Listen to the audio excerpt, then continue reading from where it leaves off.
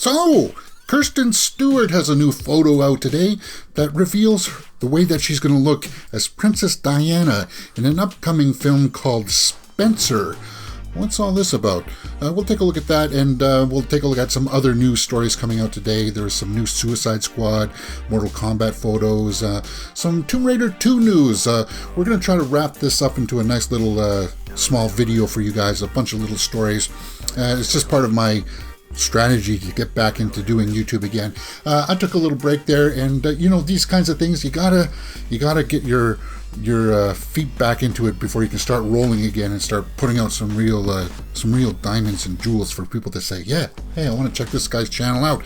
Anyway, let's start off by looking at the time codes below. They'll find them there, timestamp for you guys. Let's take a look at Kristen Stewart here in this biopic about Princess Diana. And this is the first look at her, and I think she looks fantastic. What do you think? Now, this is supposed to be taking place over a weekend where Diana decides to end her marriage to Prince Charles.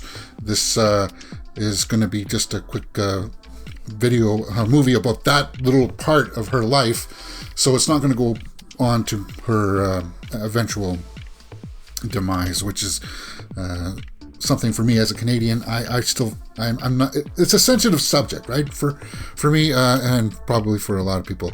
There's still no casting news as to who's going to be playing Prince Charles as of yet. As far as I can tell from this article that's up on Hollywood Reporter.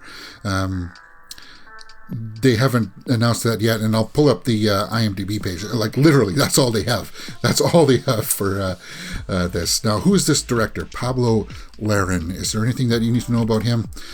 Pulling up his works, all I can see is that he's done a lot of producing.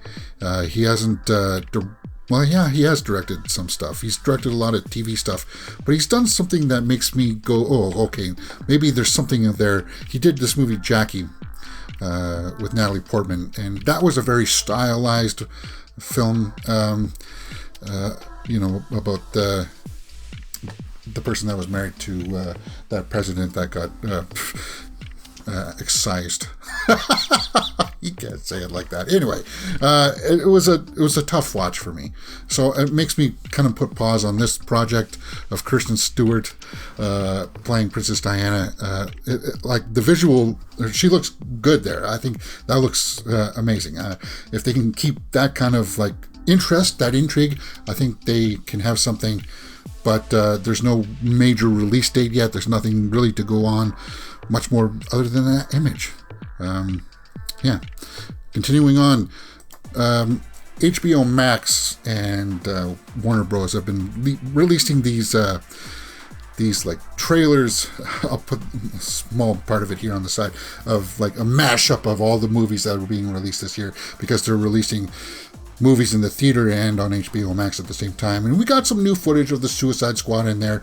I would say check that out. I'm not going to make a whole video on this stuff because it's literally 6 seconds of stuff. We see a little bit more of Mortal Kombat though, and that's cool. I like that. It's still a big controversial thing if this is going to work yet or not, if it's going to work by releasing movies in the theater and on HBO Max at the same time. It's going to probably not work, I think, because people will just watch it online and they're not going to get the revenues back that they really want. But let's not dwell on that. Let's talk about this Mortal Kombat stuff. Now, a while back, they did release a whole bunch of Mortal Kombat photos, and I looked at them, and I felt like it was okay. The way that I understood it is that the new movie, is going to start with a flashback into the past of the conflict between Scorpion and Sub-Zero, those two clans of warriors fighting each other. That's the way I understand. And in this new clip that they just released today, we do see an updated version of Sub-Zero. Like we saw him make like a frozen sword before in that small footage, but now it looks like he's standing in a street. There's snow around him. I think that looks cool.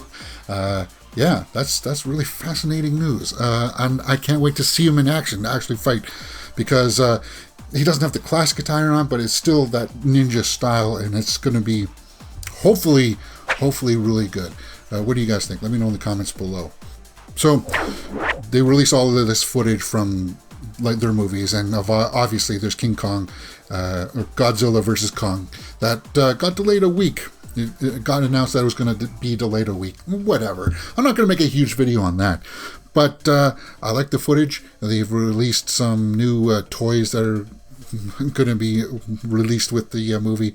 But something else caught my eye today. A new headline that between Netflix and Legendary, they plan to expand that kind of lore. They're going to deal with Kong specifically, Skull Island, and Tomb Raider. They're going to not mix them together. That would be cool. That would be cool. But no.